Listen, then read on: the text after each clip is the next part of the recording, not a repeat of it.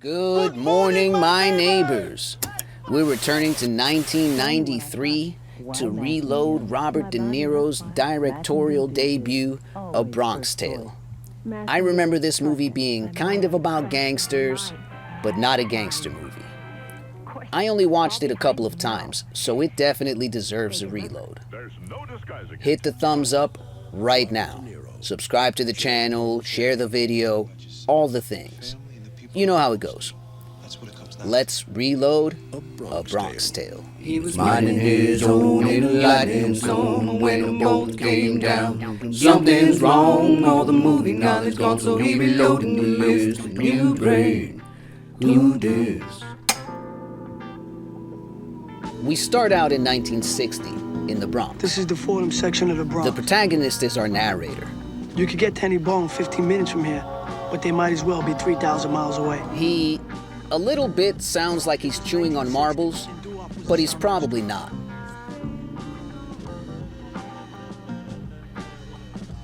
It's olden times here. They play stickball, they blow up trash cans, they barehand fish, and they make centipedes out of humans. It's wild here. We meet our protagonist. His name is... That's me, Calogero at 9 years old. Calogero? That's me, Calogero at 9 Calogero? Is it an N or an R? That's me, Calogero at 9 Listen, years old. I for real don't know what he's saying here. He's the protagonist, though. That's my dad, Lorenzo Anello. His dad is Robert Deniro. He's a hard-working bus driver. My dad used to be a hard-working bus driver. My dad is Robert Deniro.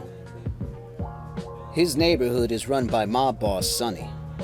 He's a super cool mafia dude, and Collateral idolizes him. He likes to sneak into the mafia pub. We get a whole introduction to the crew, but here's the short version. We got Tony Tony Toupee was the Toupee, owner of the bar in name only. Eddie Mush was a Mush, degenerate gambler. there's Jojo the Whale. Whale, If you stared at Jojo long enough, you'd see him get fatter by the hour. They called him Frankie Frankie Coffee Coffee Cake Cake. because his face looked like a Drake's coffee cake. His name was Jimmy Jimmy Whispers, and he was Sonny's Whispers. main man. and that's Danny Danny Kael Kael loved to knock guys out, and and Bobby Barr. Barr spent half his life behind them. This was Sonny's crew, and nobody with these guys. His mom shows up to yank him out. What are you doing here? She's like super Italian Bronx. That's my mom, Rosina. Wait till I tell your father. What were you doing here? This is the first time we see this kid's superpower. He can look you dead in the eye and lie to your face. Your mother told me she caught you by the bar today. I was by the bar. Tell your father the truth. I was by the bar. Mom and Dad are like, don't go near the pub or you'll become a criminal. Hey, do not go near the He bar. agrees not to go again, but we already know he's a liar. I'm just kidding. I won't go near the bar. We meet Coolio's friends too, Slick and Mario. They basically sit around and they do this to old white guys with apple carts. Before Fortnite, this is what we all did for fun. We called it apple carting. It was almost in the Olympics. That's not at all true. Slick gets so angry anytime he remembers black people exist. And he loses his damned mind like, they ride buses? Would it be wrong of me to want to punch this child in the forehead? I'm not gonna do it. I just really want to. Our boy almost joins in, but Dad sets him straight. Now, this cat's just creepily staring at adults, like children do sometimes. These two dudes go for the same parking spot, and apparently, one of them has been driving around with a baseball bat just looking for an excuse. He escalates the situation immediately, but Sonny de-escalates it right in front of this kid.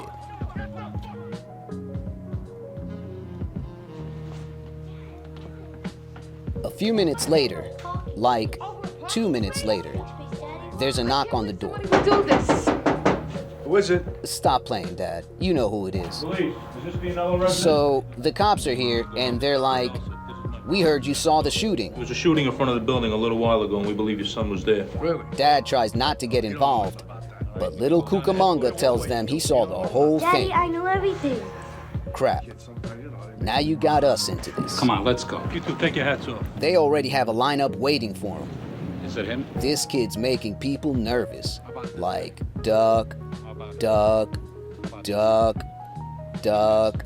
But it turns out the G is not for Goose. It's for he's a G, and he don't snitch. No, I'm not satisfied. You don't know, we can't Yeah, help you. I know. Your son Go doesn't ahead. know. Go ahead, take a walk. Go ahead. He's a kid, though, so he almost blows it by talking about his deception 10 feet away. We fooled him, Dad. We really fooled him. Yeah, we fooled him. The next day, Sonny's right-hand man hops on the bus to offer my dad a high-paying job as a thank you.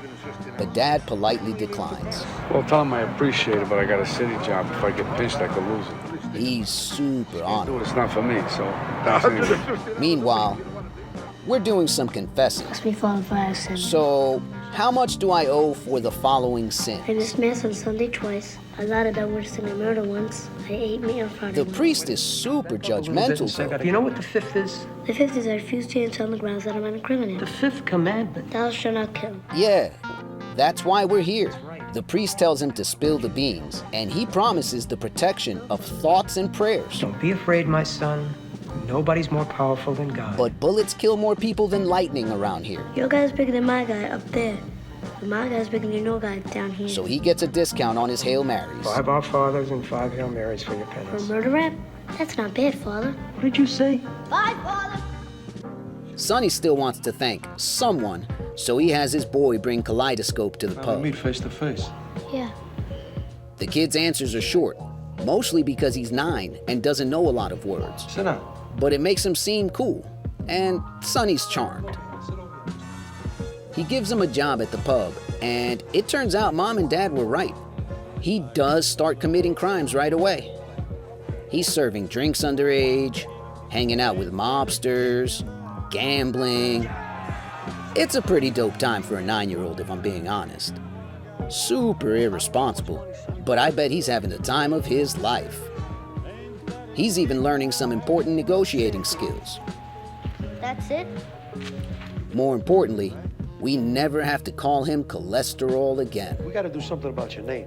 Sonny gives him the nickname C, From now on, your name is C. and I am so glad because I still don't know what it actually is, and I'm running out of words to replace it with. And I noticed a strange thing started happening in the neighborhood. Around the neighborhood, people start putting some respect on C's name. My name is C. Now, the apple cart guy loves him. How are you today, He's my like, boy? have all the fruit. I love you now. You don't be nobody with me, kid. Dude's feeling pretty good about himself until he walks into the apartment and he sees this face and this face. No matter what it is, it's not good. They found his crap load of money and they want some answers. Where'd you get this? C is like, I did a few crimes, so what? I told you I worked for Sonny and he gave me tips. I knew it. Dad's stupid on him, so he wants to return the money right away. Well, let's just think about this. But Mom wants to think about it a little because being poor sucks. He's not hearing it though, and he stomps over to the pub and hands the money back.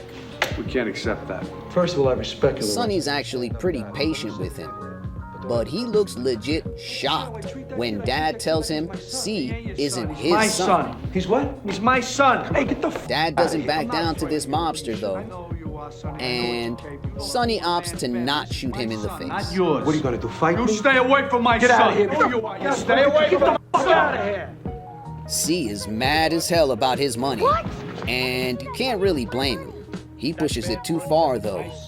He cranks his volume up to 11, but Dad turns it back down real quick. Everybody loves him. Just like It ends up being a really nice scene, and Dad apologizes for slapping the effing taste out his mouth. Sorry I hit you. And I never listened to my father about staying away from him. He straight up tells us that he never listened to Dad, and he just kept hanging out with Sonny. Now, it's 8 years later. C and his buddies have their own club called Deuces Wild. Now they just sit here all day, cutting class, smoking, yelling Italian stuff at girls.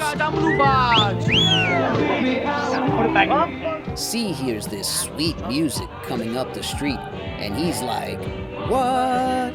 Hell yeah. Suddenly, though, I feel like punching foreheads again. That's the second time those niggas passed. Slick looks at the car like, what the hell? He can't effing believe that black people still exist. Luckily, this dude Louis walks by and distracts them before they can get themselves folded up by those 5 brothers in the car. Turns out dude owes C 20 bucks. It looks like he's also a champion sprinter. Dad pulls up and forces him to take a bus ride. He's trying to connect with his kid, but he can't hear Dad. See, they've been dropping breadcrumbs this whole time, but it all comes together right here. C doesn't want to yell Italian things. He likes good music. He thinks 2 and 4 are the best beats to clap on. And now we understand. No hate, my dude. When he gets off the bus, C spots Louis again, and he wants that $20 bad. He starts to chase. What is this? Dude, don't ever run again. Sonny calls him over, probably to stop him from doing that embarrassing crap. C breaks things down, and Sonny tells him finding out this dude is a piece of crap for just 20 bucks is a good deal. He's never gonna bother you again. He's never gonna ask you for money again. He's out of your life for $20. You got off cheap, forget it. They sit down in one of the shops, but they're interrupted by a biker gang. The gang's at the bar, giving Jimmy Whispers crap about the dress code. I guess they have a dress code. You just want a couple of beers. Spoke like a gentleman. Give me a beer. Sonny's a reasonable guy, so he asks Tony to serve them. They waste no time making him regret it. He tells them they have to leave, but the biker spokesman isn't really receptive to his request. Now he's gotta leave. I'll tell you when the we leave, all right? And here we get to the first scene I remember anytime I think of this movie. Now you just can't leave. But they knew that instant they made a fatal mistake. This time they walked into the wrong bar. Sonny's squad comes out and they beat the holy hell out of the biker gang. They're pistol whipping, stomping, beating them with chairs, sumo squishing. Not C though. C gets punched in the face. They drag the gang out, and the whole neighborhood gets in on it. See, this just warms the heart. Remember back in the day when neighbors were a real community? For real though, this scene is pretty kick-ass. I'm the one who did this to you. Remember me. A couple of days later, the boys are actually going to class for once when C spots that girl from the bus. There she was, right in front of me. His boy wants to go apple carting or something, but C looks him right in the eyes, like, honestly, I can't come, I got a test. I really care about my grades. Nah, I missed it last week. He's good, man. They've been cutting class together for months, and he still believed him. As soon as they're gone, he puts his real plan into action. But he's a teenage boy. He doesn't have a real plan. He's just following his instincts. Her name is Jane, and she's pretty direct. It's Italian, but actually it's She's Sicilian. like, I love Italian guys. I like Italian. And he's like, oh my goodness, thank God, because I love black girls so much and I want to marry you right now. We walk home together. Nah, it's a cute No scene. problem, I could walk you home. He walks her home and they plan a movie date for the next day. So, do you want to go to the movies? Tomorrow, 6 o'clock. We'll meet in front. Back at the Deuces Wild, the Deuces are playing Italian paper, scissors, shocker, I guess. And here we go again. Some black guys ride by on bicycles, and this dude is like, they got bikes now? C tries to tell him to You chill, ain't bothering nobody. but bicycles are a step too far for this maniac, and he just starts attacking. This scene is not like the biker scene. This scene is stupid. C doesn't know what to do, so he tries to get one of the guys to stay down so they don't hurt him. Man, I really don't want to hurt you. I guess that's doing something. Anyway, C runs to Sonny's place, and he's like, I told you those kids ain't crap. Did I tell you Slick was nothing but trouble, huh? He tells him that he likes a black girl, but he doesn't want the wild deuces to make She ain't fun of white. him. She's from Webster Avenue. Sonny's on point with his But advice. I don't want to hear all the guys. I don't want to hear the mouths. Kids. He's dropping some real knowledge on this kid. You're only allowed 3 great women in your lifetime. He's also driving through town in reverse. Something about that feels pretty gangster. He tells C he can borrow his car for the date. You don't let anybody a car. Sonny really cares about this I kid, want you to make a good impression. and he lets him know about the door test. What's the door test? He's like, first, unlock her door manually with the key, because this is the 1960s, and nothing's automatic. Key, put in the lock, open the door for her. Then, walk around to your door. If she doesn't unlock your door, so that you don't have to fumble with the keys again, dump her. Just like that? Forget everything else we talked about. Yeah, what about all the beautiful things you just told me, though? Do what my heart tells me to do. It's all that matters. No, dump her if she doesn't unlock the door. That's Dump her, you it. dump her fast. Dump her. Dump her. C decides to get a second opinion from Dad.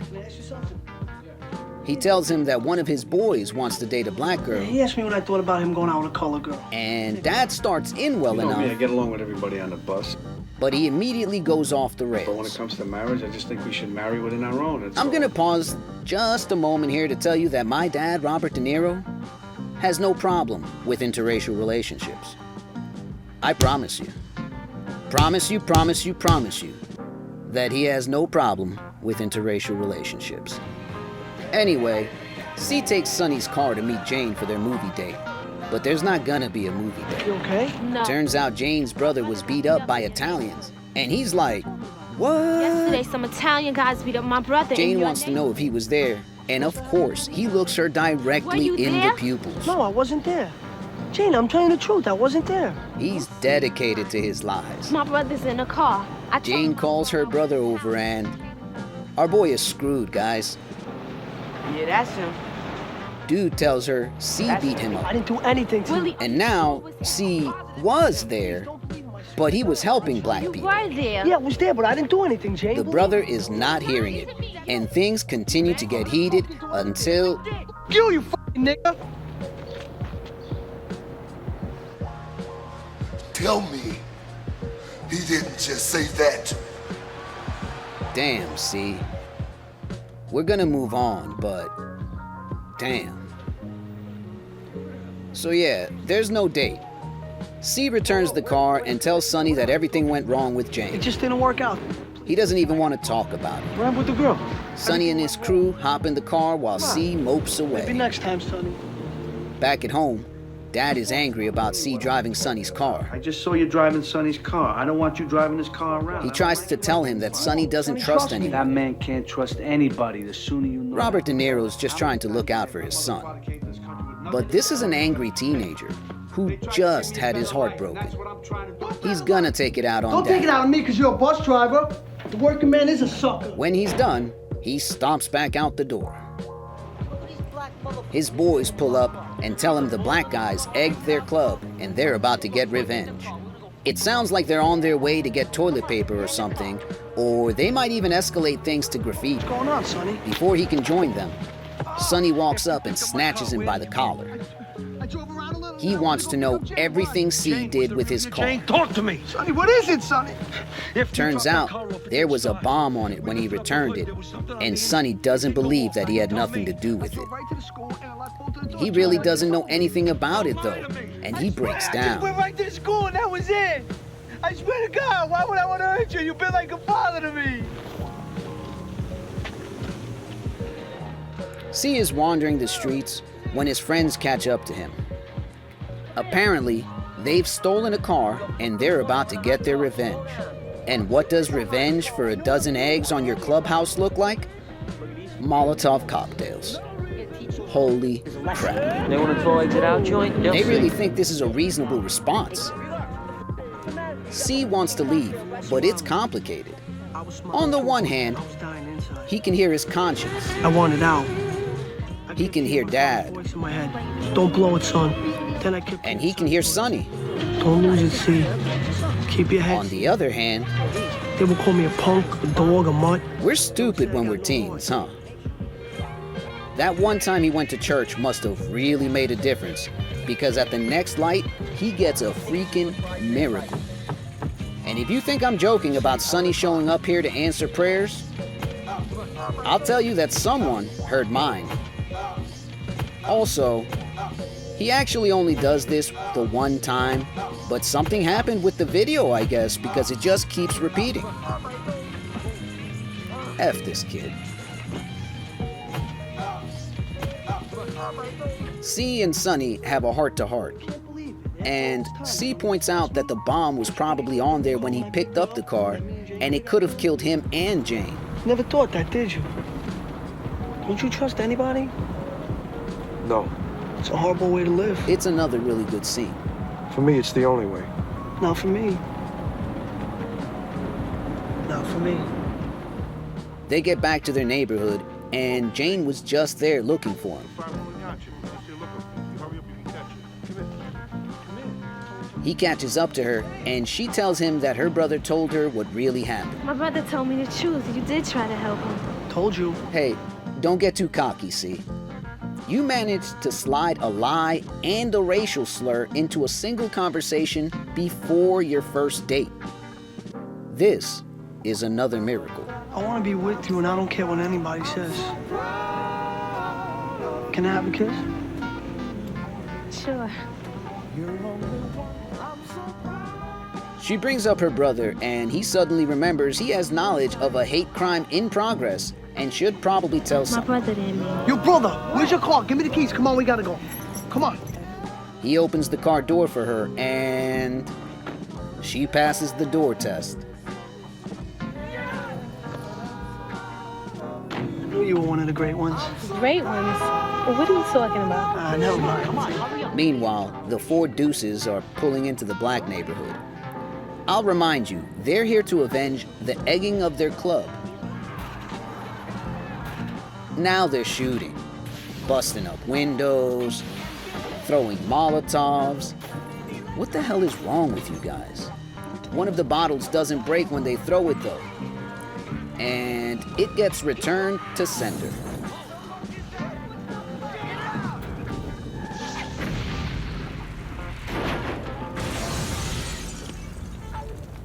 Aww. By the time C pulls up, the place is already swarming with emergency vehicles and mourners.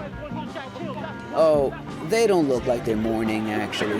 They look better now, right? Don't they look better? Sometimes when I He think tells about us he has mixed feelings, but then he skips away to thank Sonny for making it easier to date Jane. So he's mostly super I happy. gotta go. I just gotta go. Anyway, he floppies back to the bar where there's a party going on.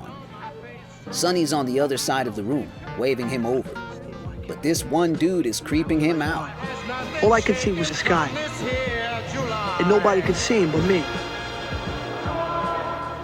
Before C can warn anyone, the creeper pulls out a gun and blasts Sonny.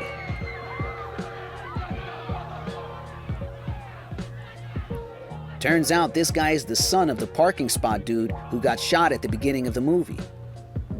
C is devastated, but he finally sees the truth about Sonny's life. It was just like Sonny said it would be. Nobody cares. Nobody cares. C's the last one left at the funeral home. Joe Pesci shows up and tells him that he was the other parking spot guy, and now he's taking over for Sonny. Even Dad shows up to pay his respects. Pay my respects to your friend. C says his final goodbye and narrates us out of there. See you around, Sonny. But you can ask anybody from my neighborhood. This is just another Bronx Tale. The end.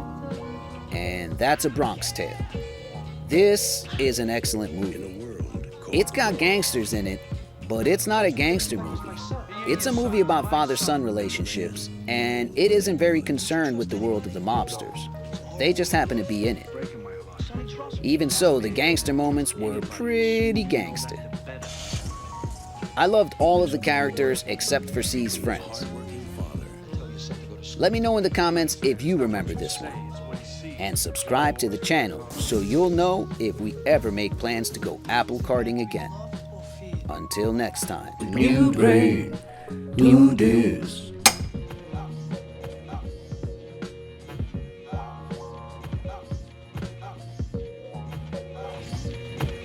Oh my God.